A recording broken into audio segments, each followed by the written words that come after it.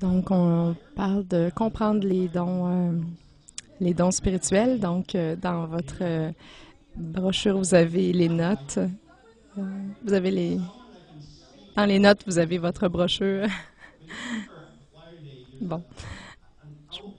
Alors, il y a un carré qui fait une révision euh, dans la première partie et dans le haut.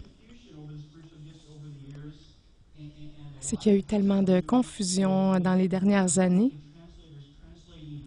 Il y avait même les traducteurs qui se mélangeaient un petit peu dans les termes grecs et ils disaient que ça voulait tout dire la même chose, mais c'est pas tout à fait exact parce qu'il y a un mot grec différent, comme vous voyez dans le carré. Romains 12 et Éphésiens 4 et 1 Corinthiens 12. Les grâces de Romains 12 sont données par le Père. Lorsqu'on était conçu dans le ventre de notre mère. Donc, exemple, il y a des gens qui sont des enseignants meilleurs que d'autres parce que c'est le Père qui donne ça lorsqu'on est conçu. Il y a d'autres personnes qui sont remplies de compassion envers les autres. Certaines personnes sont des leaders nés. Ils prennent en charge la famille dès leur jeune âge. Donc, ces grâces de Romains 12 sont données à la conception par le Père.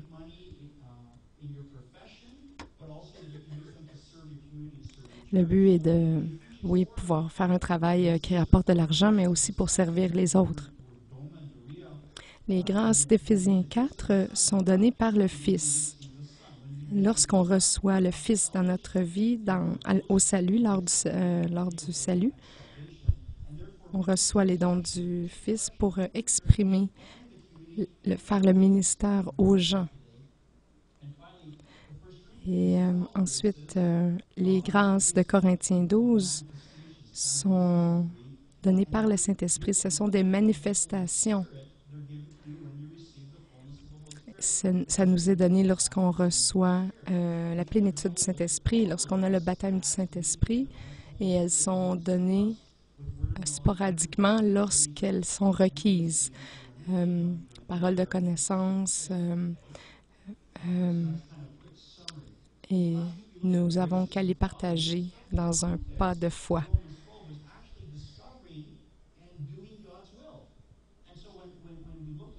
Donc, lorsque nous avons examiné les grâces du Père, encourager, donner, servir, la compassion, donc, ces dons sont donnés par le Père pour comprendre ce que sa volonté est pour notre vie. Donc, on a tout simplement qu'à se consacrer à lui pour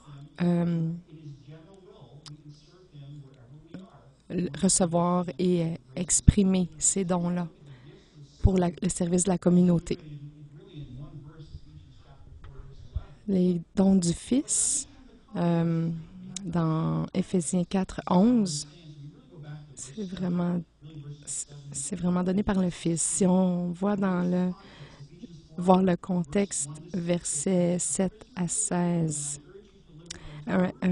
versets 1 à 6.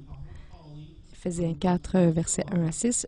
Je vous exhorte donc, moi, le prisonnier dans le Seigneur, à marcher d'une manière digne de la vocation qui vous a été adressée en toute humilité et douceur, avec patience, vous supportant les uns les autres avec charité, vous efforçant de conserver l'unité de l'esprit par le lien de la paix. Il y a un seul corps et un seul esprit, comme aussi vous avez été appelés à une seule espérance par votre vocation.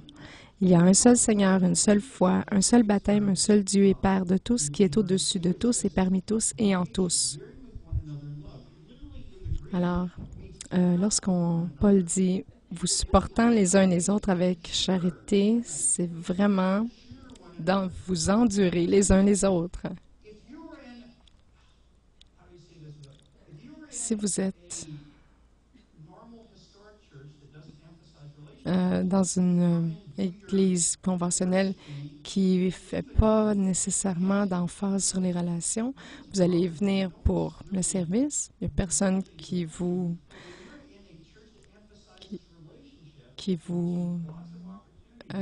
y a personne qui vous fait de mal, mais lorsqu'il y a une église qui met l'emphase sur les relations, il y a plus d'opportunités à être blessé par les gens.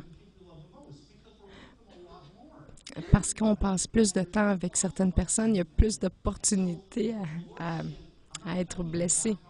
Je ne vous dis pas de mettre des barrières entre vous. Tout simplement, ce que je dis, c'est vu que vous êtes un corps, il y a vraiment certains moments où vous allez avoir à tolérer les autres et les aimer en dépit de leur petite côté, petits défauts. Alors, il y a des moments où on va vraiment avoir à tolérer vraiment certains défauts. Exemple, il n'est pas venu serrer ma main aujourd'hui.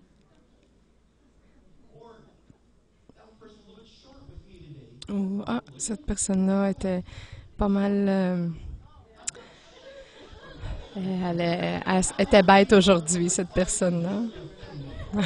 Non, je voulais pas dire d'être petit ou court, en tout cas. C'est un terme anglais, là.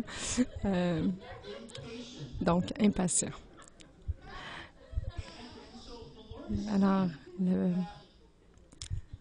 Seigneur dit, il y a certains jours, les gens ont des mauvaises journées. Ne soyez pas offensés par ça. Tout le monde vit ces choses. On parle des dons du Fils. Restez dans l'unité.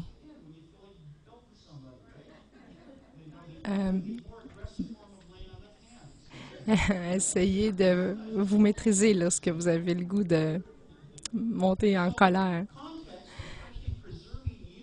Alors, le contexte, c'est vraiment de préserver l'unité en honorant tout un chacun. Travailler ensemble dans le même but. Alors, les dons, de quel type de grâce parlons-nous? C'est les dons grecs d'Oréa, Domas. Donc, Éphésiens 4, versets 7, 8 et 11. Mais à chacun de nous, la grâce a été donnée selon la mesure d'Oréa, dans le grec, du don de Christ. Si vous êtes chrétien, le Seigneur vous a donné certains dons du Fils et il y a certaines personnes qui vont l'avoir en plus grande quantité ou en moins grande quantité. Cette mesure-là sont données selon ce que le Seigneur nous appelle à faire. Exemple, il y a une personne qui peut avoir reçu beaucoup, une grande portion, une grande mesure de dons d'évangélisme parce qu'elle est appelée à donner des conférences de façon internationale. Et il y a certaines personnes qui en ont un petit don d'évangélisme parce que le focus doit être, mettons, plus au travail, dans l'environnement immédiat de la personne. Alors, la mesure ou la grandeur du don dépend de l'appel qui est sur notre vie.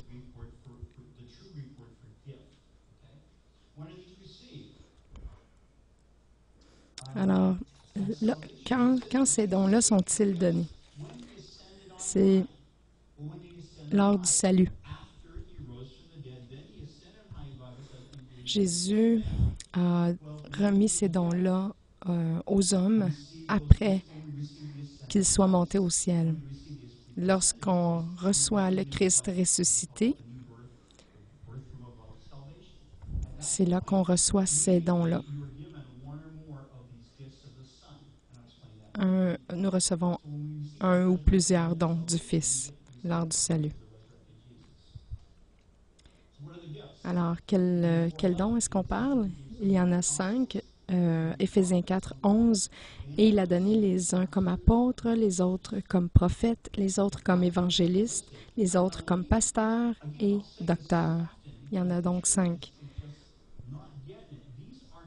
L'Église semble pas toujours comprendre que c'est pas vraiment une fonction ou un titre comme tel. Ce sont des fonctions. Je me fous de ce que votre carte d'affaires dit. Si vous ne marchez pas dans cette fonction-là, ça ne veut rien dire. Il y a certaines personnes qui ont des cartes d'affaires qui disent « Ah, je suis prophète Bob etc. » Mais c'est pas important ce que votre carte d'affaires dit. Paul n'a jamais dit « Ah, je suis l'apôtre Paul ». Savez-vous qu'il n'y a nulle part dans la Bible qu'on voit Paul écrire « Je suis l'apôtre Paul ». On dit, donc Paul écrit souvent « Paul, apôtre de Jésus-Christ ». Donc, il veut dire « Mon identité c'est Paul, je suis un enfant de Dieu et je fonctionne en tant qu'apôtre, mais ce n'est pas qui je suis. »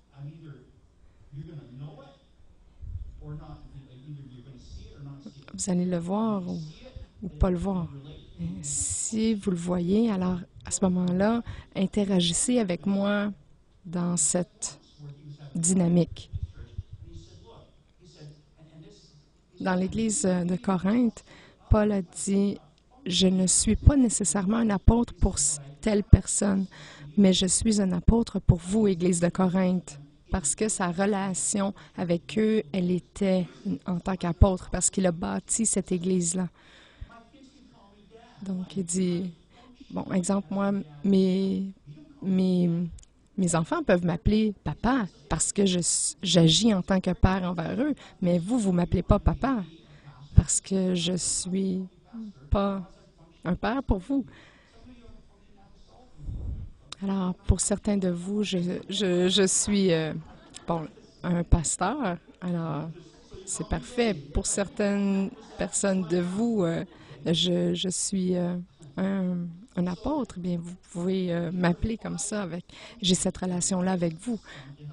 Mais pour certaines personnes, je suis rien et c'est correct. Appelez-moi seulement David.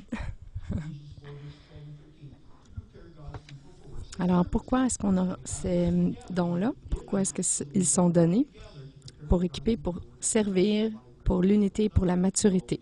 On voit dans Éphésiens 4, 12 à 13, « Pour le perfectionnement des saints en vue de l'œuvre du ministère et de l'édification du corps de Christ, jusqu'à ce que nous soyons tous parvenus à l'unité de la foi et de la connaissance du Fils de Dieu, à l'état d'homme fait à la mesure de la stature parfaite de Christ. » Donc, c'est donné dans le but de travailler ensemble pour l'unité, pour la connaissance du Fils de Dieu, pour grandir ensemble. Si l'utilité de ces 5 dons du Fils sont donnés pour amener l'unité et la maturité, alors il semble raisonnable que l'expression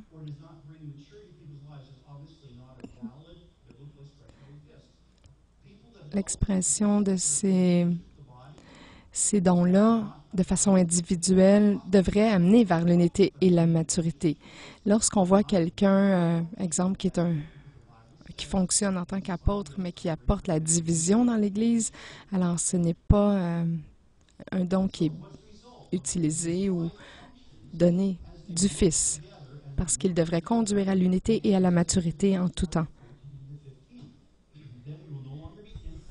Alors, on voit le résultat ici dans le point 6. On voit dans Éphésiens 4, 14 et 15. « afin que nous ne soyons plus des enfants flottants et emportés à tout vent de doctrine par la tromperie des hommes, par leur ruse dans les moyens de séduction, mais que, professant la vérité dans la charité, nous croissions à tous égards en celui qui est le chef, Christ.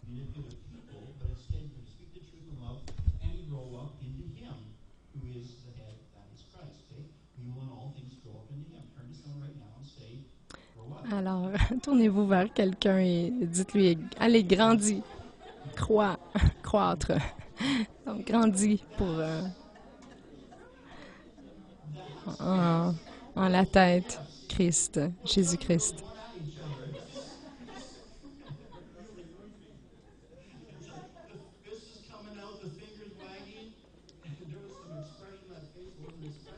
J'ai vu quelques expressions qui n'étaient pas très... il ne faut pas sortir le poing ou le doigt en secouant le doigt. Pas de façon menaçante. C'est un encouragement.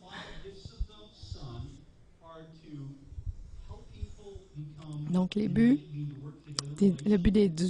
des dons du Fils sont de grandir dans l'unité pour tous devenir comme Christ. Alors, comment est-ce que nous pouvons grandir en lui? Éphésiens 4, verset 16. C'est de lui et grâce à tous les liens de son assistance que tout le corps bien coordonné et formant un solide assemblage tire son accroissement selon la force qui convient à chacune de ses parties et s'édifie lui-même dans la charité. On ne va jamais grandir si chacun ne fait pas sa part. S'il y a un conflit et qu'il y a seulement un côté, une partie qui pardonne, ben c'est pas vraiment, ça va pas mener à la croissance. La prière nous donne des révélations et assouplit le cœur, mais ça ne change pas le cœur. C'est nos interactions avec les autres qui changent le cœur. Quand les États-Unis sont allés faire la guerre en Irak, ils ont bombardé l'Irak, mais ça a amolli la terre, ça a fait des trous dans la terre. Mais c'est tant qu'ils n'ont pas envoyé les troupes que ça n'a pas réglé le conflit.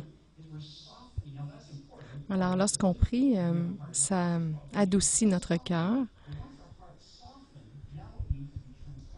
Ensuite, il doit être transformé. Et c'est par l'interaction avec les gens qu'il est transformé, lorsque nous coopérons ensemble. Vous ne pouvez pas développer la patience à moins d'être mis dans cette situation-là où vous allez tenter d'être impatient. Si quelqu'un dit « Ah, j'aime tout le monde », mais si vous allez tout seul chez vous après, vous allez, vous les aimez pas vraiment, ces personnes-là, parce que vous n'êtes pas en contact avec les gens.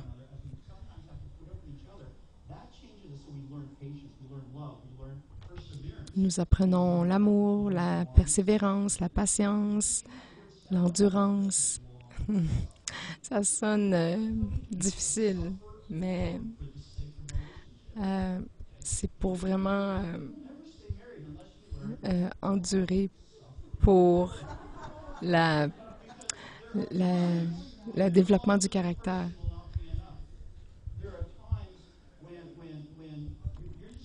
Il y a des moments où vous allez vraiment devoir ravaler votre colère parce que votre époux a décidé d'avoir une crise de quarantaine ou quelqu'un qui a un accident et que l'époux est paralysé. Alors, est-ce que ça demande des ressources? Si mon épouse devait être paralysée, je prie que Dieu me donne la force. Mais c'est tout un autre message. Alors, La coopération, lorsque chaque personne fait sa part, ça nous demande d'utiliser les dons du Fils pour que nous puissions grandir et connaître le Fils, grandir en lui.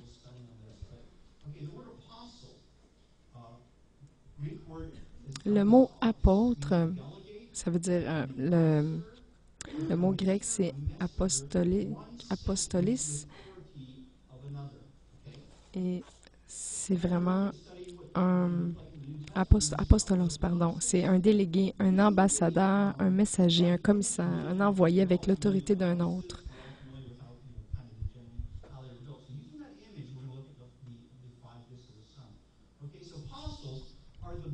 Alors, les 5 dons, apôtres, prophètes, évangélistes, pasteurs et docteurs.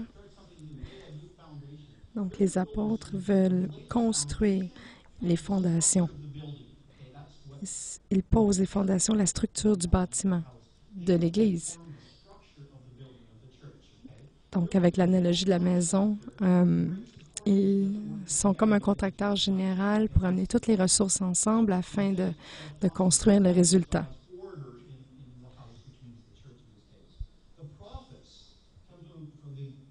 Ils coordonnent tous les corps de métier ensemble.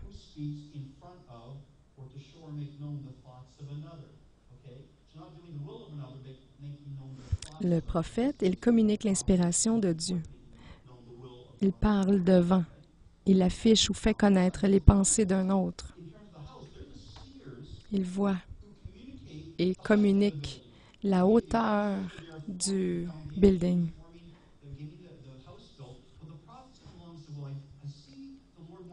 Ils sont comme les concepteurs qui découvrent quelle devrait être la hauteur du bâtiment.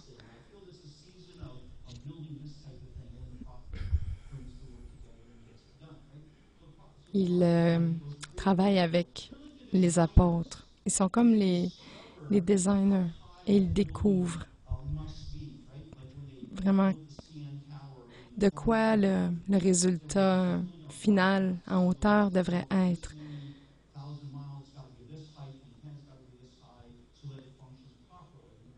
Pour que ça puisse tenir fermement. Alors, le prophète voit dans l'esprit comment, dans quelle direction devrait s'élever l'Église, le corps de l'Église, pour remplir la mission de Dieu. Ensuite, en troisième, on a les évangélistes qui proclament la rédemption de Dieu. Alors, le mot grec « euangéliste », messager ou présentateur de la bonne nouvelle. Les évangélistes sont comme des gagneurs d'âmes qui étendent les murs de l'édifice. Ils sont comme des rénovateurs qui ajoutent à la maison. Ils amènent de nouveaux croyants. C'est comme ceux qui font des améliorations locatives à la maison. On va faire une nouvelle pièce dans la maison. Et ils vont chercher les gens pour remplir la maison.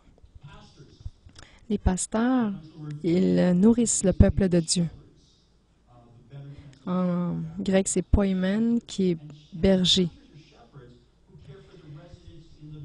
Donc, les pasteurs sont des bergers qui s'occupent des résidents de l'immeuble. Ils sont comme des concierges d'immeubles qui occupent des besoins des résidents. Ils sont plus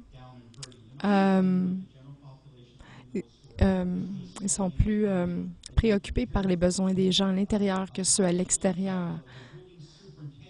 Ils sont préoccupés par les besoins quotidiens des résidents. Ils s'assurent qu'ils sont nourris, aimés, que leurs besoins sont rencontrés. Ensuite, les enseignants, les docteurs, eux, ils clarifient la parole de Dieu. Didaskalos est le mot grec qui veut dire instructeur, docteur, maître, enseignant. Les enseignants sont des professeurs qui construisent les murs de l'édifice. Ils sont comme des maçons qui construisent les murs porteurs solides, de sorte que toute la maison peut se tenir ferme.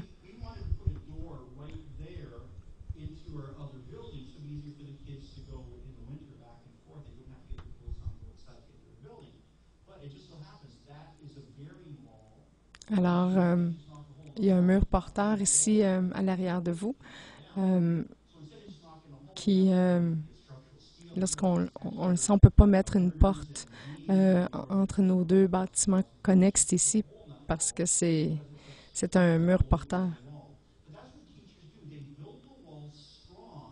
Alors, c'est ce que les enseignants font. Ils construisent des murs solides afin que ça puisse pas s'écrouler. La structure ne s'écroule pas.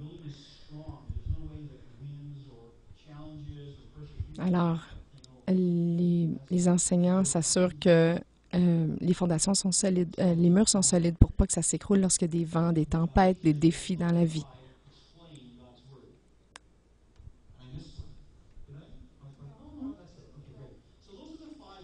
Alors, c'était les 5 dons du Fils. Alors, je voudrais clarifier un point ici qu'on a parfois mal interprété. Est-ce que la question qui arrive souvent dans les 10 dernières années, là, c'est est-ce que vous avez reçu les 5 dons? Mais la vérité, c'est que oui, tous les dons nous sont donnés. On voit dans Éphésiens 4, 7, « Mais à chacun de nous, la grâce a été donnée selon la mesure du don de Christ. » La grâce. Mais à chacun de nous, la grâce a été donnée selon la mesure du don de Christ. À chacun de nous.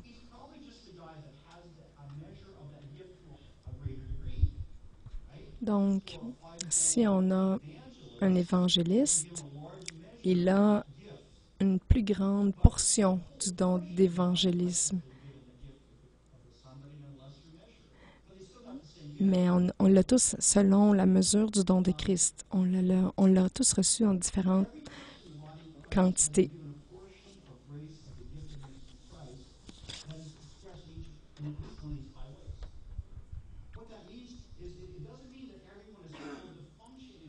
Ça ne veut pas dire que tous sont appelés à fonctionner dans les 5 dons. Ce que ça veut dire,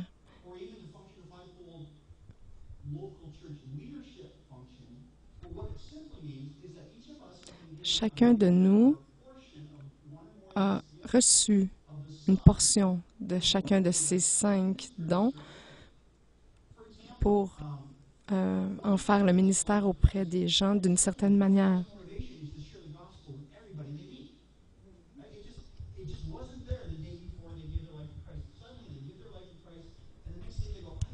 Alors, exemple, quelqu'un qui reçoit le Fils, donc qui a reçu le salut, va avoir le goût d'aller partager cette bonne nouvelle. Et le lendemain, ils veulent aller en parler à tout le monde. Et une autre personne va plutôt ressentir énormément d'amour pour tous les gens dès le lendemain. Et ça, c'était pas là la veille. Une autre personne va recevoir Christ, puis le lendemain va vouloir construire l'Église pour vraiment grandir en Christ et amener l'unité. Donc, cette personne-là va avoir comme un appel apostolique. Certaines personnes vont être très assoiffées de la parole de Dieu et ils vont être en train d'être formés parce qu'ils ont l'appel d'enseigner. Et là, il y a d'autres personnes que le lendemain vont avoir certaines expériences surnaturelles, qui vont ressentir plein de choses et voir des choses. Et ça, c'est des gens qui vont vouloir prier, intercéder, qui recherchent Dieu et qui ont des sensations qui donnent un petit peu la chair de poule. Et ça, c'est un don de prophétie.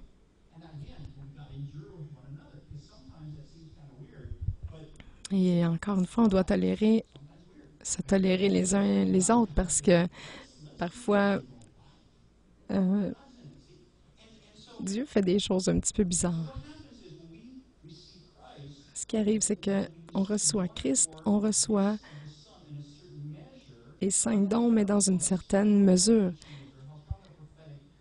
Et dépendant de la force de ce don, c'est ce qui va porter le cœur de la personne vers la manifestation, une manifestation plus particulière.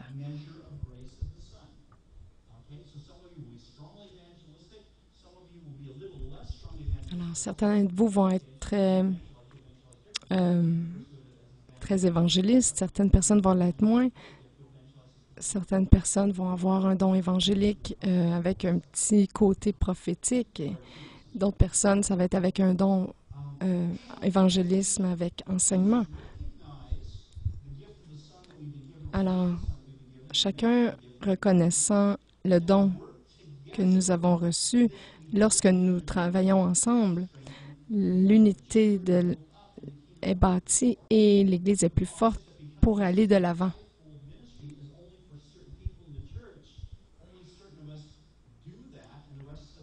Il ne faut pas croire que seulement certains ont les 5, une des 5 grâces et les autres sont là puis ils reçoivent. Nous sommes tous appelés à utiliser la grâce qui nous est donnée. Donc, si on résume, les grâces du Père nous sont données lors de la conception pour le service. Les dons du Fils nous sont donnés au salut pour fonctionner ensemble, grandir dans l'unité et avancer le royaume de Dieu ensemble. Donc, si vous êtes chrétien aujourd'hui, vous avez, que vous le réalisiez ou non, les dons du Fils, les 5 dons du Fils dans une certaine mesure.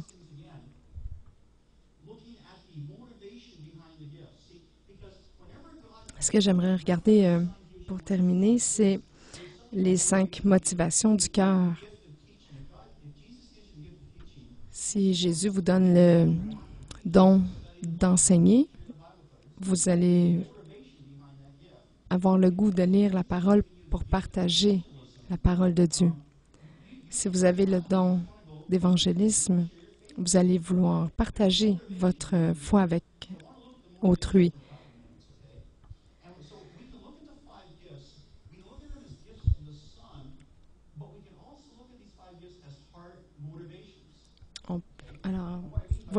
On peut voir les dons du Fils comme des motivations du cœur qui nous poussent à agir d'une certaine direction.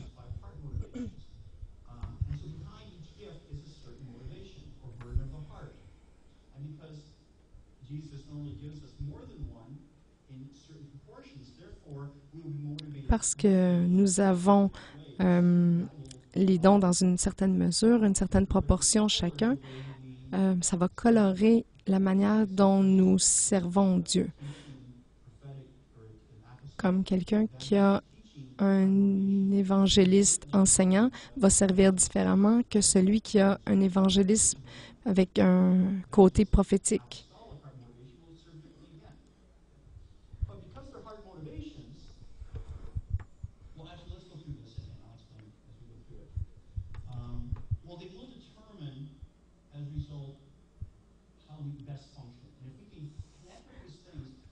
Les dons du Fils vont déterminer comment nous fonctionnons à notre meilleur, même dans notre communauté. Alors, si on regarde les 5 motivations du cœur, exemple, un apôtre, c'est comme un architecte. il va être préoccupé par le point de vue global.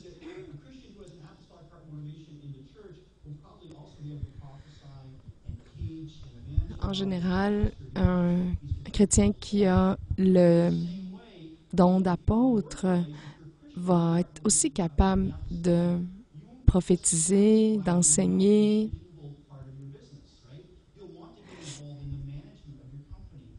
Si on fait un exemple avec un PDG qui va vouloir être dans un poste de direction, il va vouloir voir comment ça se passe au marketing, dans la recherche et développement, dans la production. Alors, on voit souvent des PDG d'entreprises lorsque les gens ont ce don-là.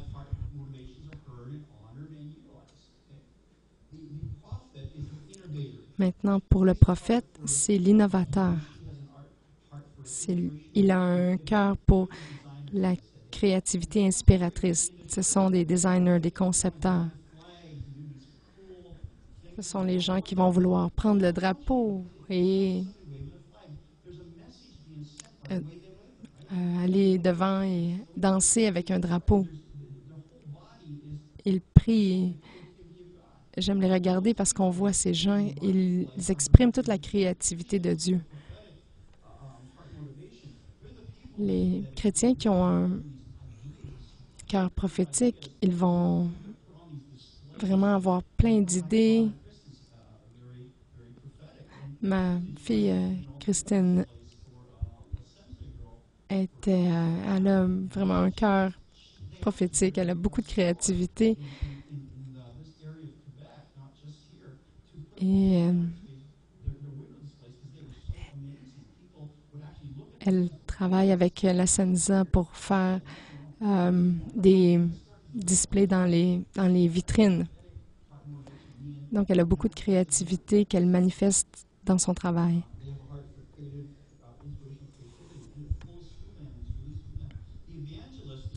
Les évangélistes sont comme plus le vendeur, un marchand. Il a un cœur pour ceux qui n'ont pas été atteints encore, qui n'ont pas encore entendu la bonne nouvelle, qui ne connaissent pas les ressources. Les vendeurs d'assurance ou de voitures, ils aiment voir les gens qui ne sont pas convaincus devenir vendus ou convaincus à un produit. Ce qui les allume, c'est vraiment des gens qui ont vraiment qui n'étaient pas convaincus avant, qui deviennent convaincus. Les pasteurs, quant à eux, sont comme plus gestionnaires, directeurs du personnel. Ils sont excellents pour gérer les ressources humaines. Ils ont vraiment un cœur pour les gens, pour que chaque personne se sente appréciée et à sa place et bien dans son travail. Les enseignants, docteurs, sont comme des chercheurs. Ils ont un cœur pour la vérité. Les enseignants, ils veulent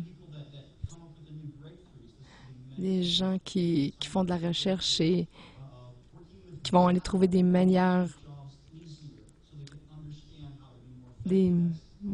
plus efficaces pour travailler et avec des meilleurs outils.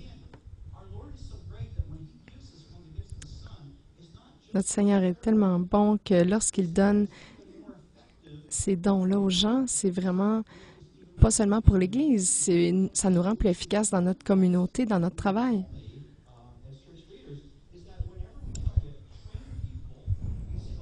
Lorsqu'on essaie d'enseigner aux gens de fonctionner dans l'Église,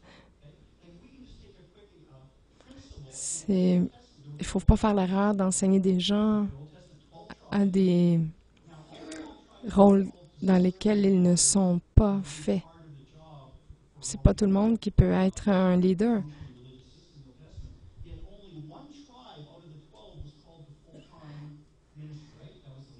Il y avait, dans l'Ancien Testament, il y avait les 12 tribus. Il y en a seulement une qui a été celle qui allait auprès de Dieu pour faire le ministère auprès de Dieu pour le peuple. C'était les Lévites. Tous les autres faisaient le service à la communauté pour combler leurs besoins.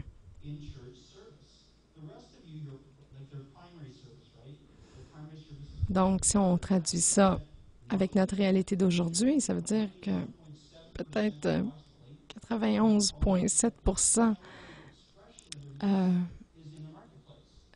des gens ici, leur appel, leur utilisation de leurs dons est conçue pour le service dans la communauté, sur leur lieu de travail.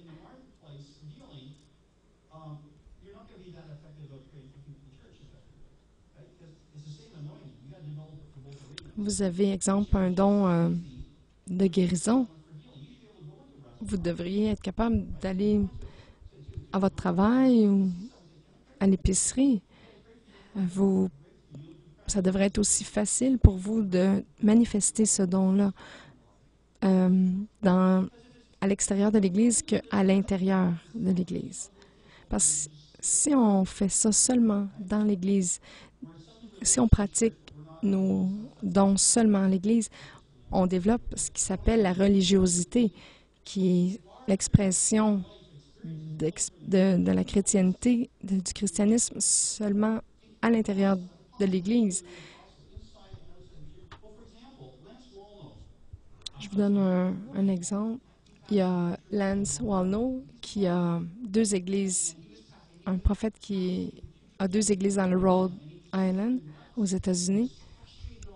Il était toujours frustré parce que il avait ce don prophétique seulement pour l'Église. Et là, un jour, il y a eu un homme d'affaires qui est allé écouter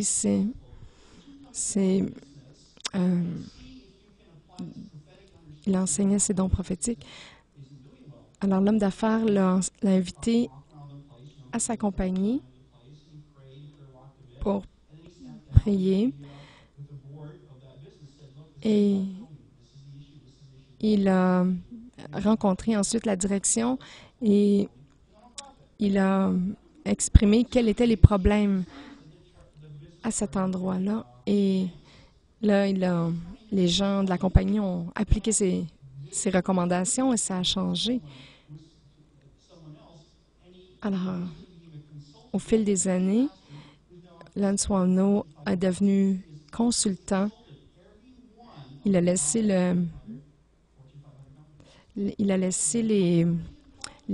ses églises à d'autres pasteurs et il travaille dans les compagnies, les Fortune 500 compagnies, top compagnies, et il va prier autour du bâtiment en premier, puis ensuite il va dans les murs de la compagnie et il prie, puis il trouve quels sont les problèmes et il est maintenant il a beaucoup de succès maintenant. Il gagne très bien sa vie à faire ça.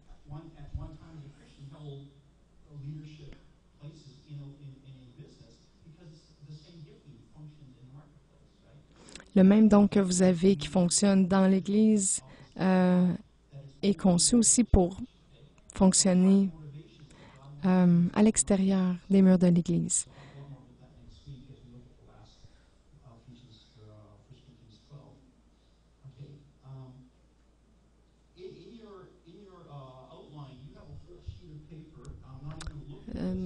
Dans votre document, vous avez un feuillet. Je vais vous laisser le lire. Ce que ça dit, c'est les motivations du cœur, une comparaison Dans les 5 dons, on voit la motivation, les forces des gens, quel type de contribution ils peuvent apporter, quelle est l'expression dans l'Église et dans la communauté. De connaître ça, ce que notre force propre à nous, notre don, ça nous rend plus efficaces. J'ai un cœur pour l'apostolique de mon côté. J'avais tendance, lorsque je travaillais, pour développer des programmes ou des manières de fonctionner plus efficacement dans l'Église, dans mon travail, dans la compagnie. On était 14 000 et j'ai été le meilleur employé, voté le meilleur employé, parce que j'ai choisi d'exprimer mon don donné par le Fils. Et ça le dit dans la Bible que ce don-là va nous ouvrir la voie.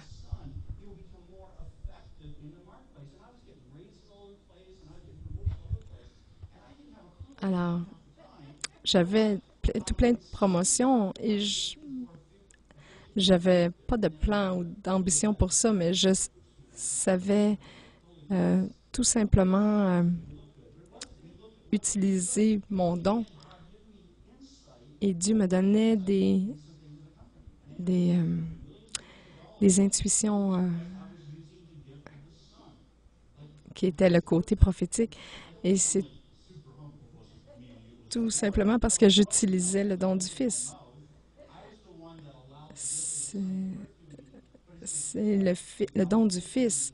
Et moi, je n'avais qu'à ouvrir la bouche.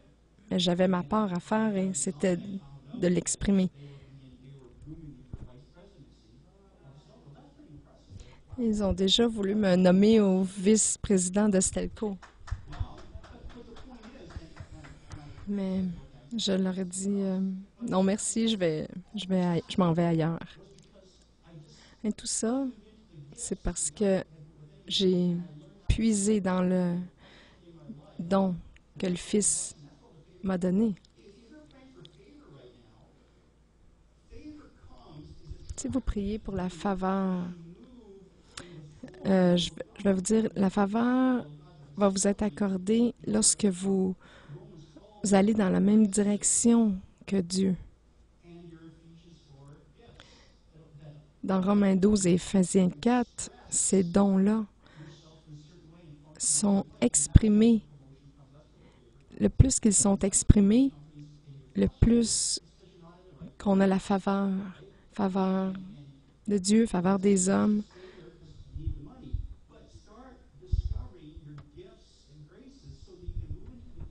Je vous encourage à découvrir ces dons-là parce que c'est vraiment ça qui va vous permettre d'utiliser pleinement vos dons. Prier 12 heures par jour ne va pas attirer la faveur. C'est vraiment de bouger dans la direction de Dieu. Il y a beaucoup de moines qui prient 24 heures par jour. Ils n'ont pas nécessairement beaucoup de la faveur ou de richesse, mais ils n'utilisent pas, ils n'expriment pas beaucoup les dons nécessairement.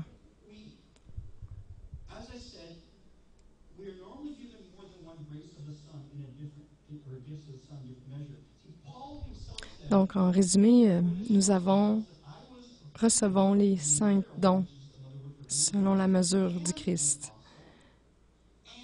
Apôtre, évangéliste. Exemple, Paul était apôtre, évangéliste et enseignant.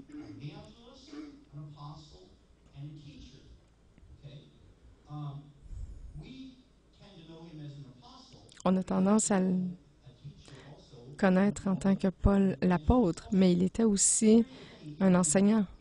Il était aussi un, un évangéliste.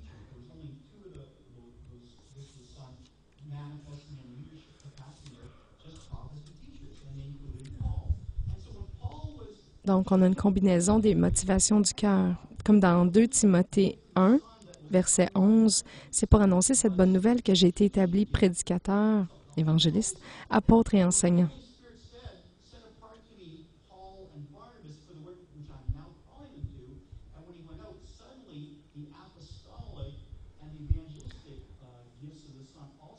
Lorsqu'il a marché dans son don, il y a souvent malgré qu'il avait 3 dons, il y avait, dans une certaine situation, il y a un don qui se manifestait selon la situation. Donc, peut-être que vous voyez seulement un de ces dons fonctionner dans votre milieu de travail, mais c'est bon de connaître quels sont nos autres dons pour voir les opportunités dans la communauté, au travail, dans l'Église, pour voir de quelle manière on pourrait utiliser ces dons-là.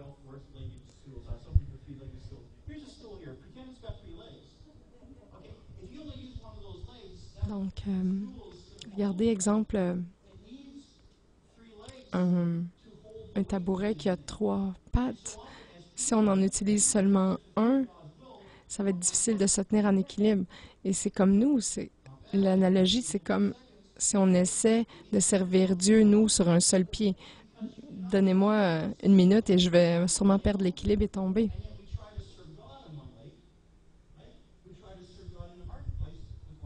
Si on essaie de servir Dieu sur le marché du travail d'un seul pied, on va être moins efficace que si on utilise nos 2 pieds. Et c'est la même chose avec les dons du Fils. Ça colore la manière qu'on utilise notre appel, qu'on marche dans notre appel. Si vous êtes un enseignant prophétique ou un évangéliste enseignant, ça colore la manière qu'on exprime notre don. Il y a énormément de combinaisons, comme vous pouvez voir. Combinaison des 5 dons.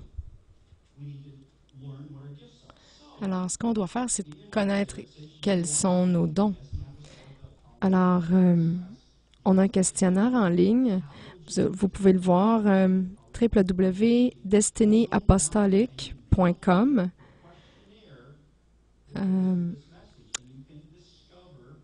/gifts/gifts.htm. Donc, Destiny Apostolic, DESTINYAPOSTOLIC.com /gifts GIFTS GIFTS.htm.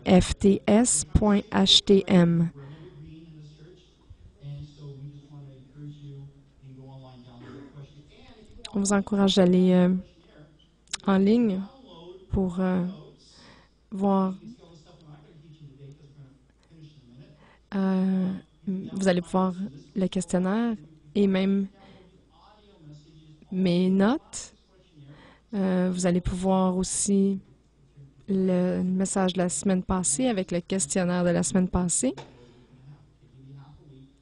Donnez-moi toujours 1 semaine et demie et ça va toujours être sur le site.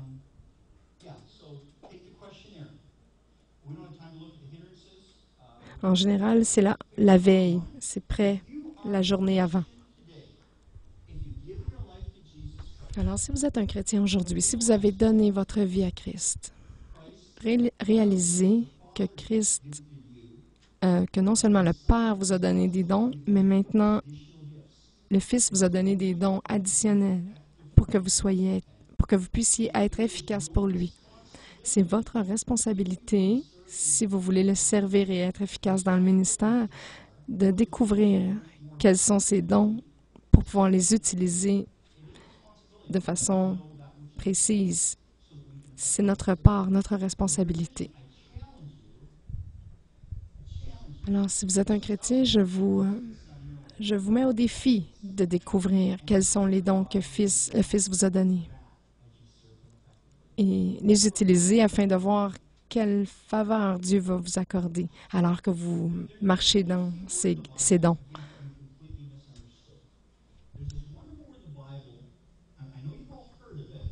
Il y a ce mot merveilleux dans la Bible, je sais que vous l'avez déjà vu, c'est le mot péché. Le mot péché, bibliquement, ça veut dire de manquer la cible. Manquer la cible. Exemple, ils ont fait un meurtre ou ils ont volé. Ils ont menti. Ils ont péché. Ça veut dire qu'ils ont manqué la cible. Mais il y a tellement d'autres manières de manquer la cible qu'on n'appelle pas péché. Je vous donne un exemple. J'étais au restaurant il y a quelque temps avec plusieurs personnes. J'étais le seul chrétien et il y a une femme à laquelle une question a été posée et elle a dit, moi et mon mari, on a été mariés depuis 15 ans, nous avons des enfants. Et à un moment donné, quelqu'un a demandé une question et si elle était mariée, et elle a dit non, en fait, c'est mon conjoint. On s'aime, on pourvoit pour nos enfants, nous ne sommes pas mariés. Il n'y a personne qui m'a dit que c'était pas correct. Et là, elle m'a regardée. Elle attendait que je lui dise que c'était pas correct, mais elle savait déjà dans son cœur que c'était mauvais, que c'était pas bon. Alors voici le vrai problème.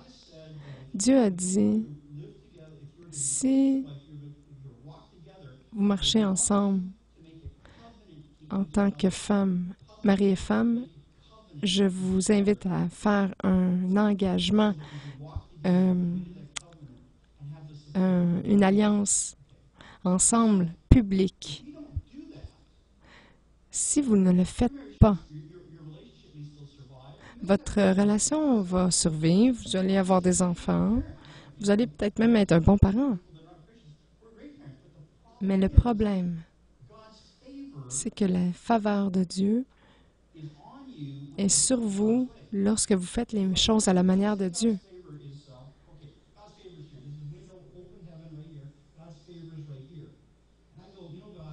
Alors, c'est comme s'il y avait, mettons, un trou dans le ciel et là, on voit la lumière et la faveur de Dieu qui plombe en bas.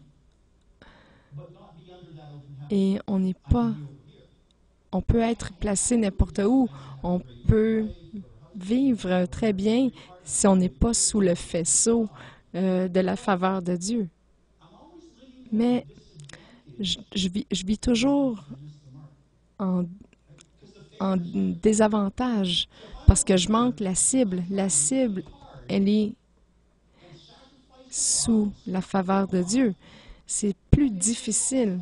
Je vais survivre, mais c'est ça, survivre sans la faveur et la bénédiction de Dieu parce que je ne me tiens pas dans la marque, la cible de Dieu qui est ici, là où Dieu, la faveur de Dieu plombe. Vous avez ma bénédiction ici. Juste à côté, je vous aime encore, mais vous n'avez pas ma bénédiction. Ce qu'elle pensait, cette femme dans le restaurant, c'était que Dieu ne va pas l'aimer. Mais c'est pas vrai. Dieu va l'aimer quand même, mais elle va devoir combattre dans la vie toute seule. Alors, je reviens au mot péché. Le péché, c'est de faire les choses à notre manière.